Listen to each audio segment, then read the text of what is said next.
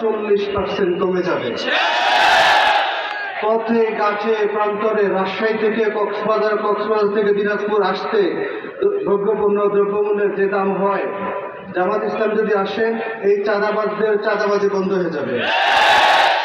দ্বিতীয় পয়েন্ট হচ্ছে বাংলাদেশের যে সিস্টেম করাপশন দুর্নীতি যদি বন্ধ হয়, জামাত ইসলাম যদি ক্ষমতা আসে, আপনারা বিশ্বাস করুন প্রত্যেকটা ইউনিয়নে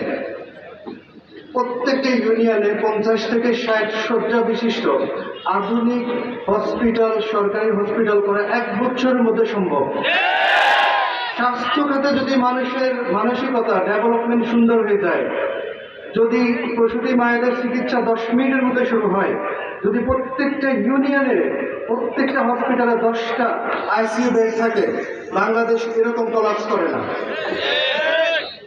জামাত ইসলাম যদি একবার ক্ষমতা আসতে পারে, আমি এই জন্য আপনাদের সামনে দাঁড়িয়েছি কোম্পানিগঞ্জ থেকে এখানে, ইসহাক খন্দকার সাহেব একজন ক্লিন, একজন মার্জিত হেডমাস্টার ছিলেন দীর্ঘদিন ধরে।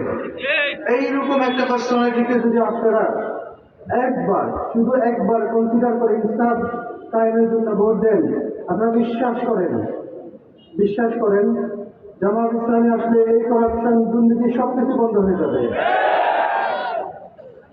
যেই বাজেটগুলো সরকারের পক্ষ থেকে হবে, উনি শুধুমাত্র যখন সংসদ সদস্য হবেন, উনি সংসদে গিয়ে ডিবেট করবেন, মন্ত্রণালয় থেকে বাজেট হবে, এটা লোকাল গভর্নমেন্ট পর্যন্ত চলে আসবে।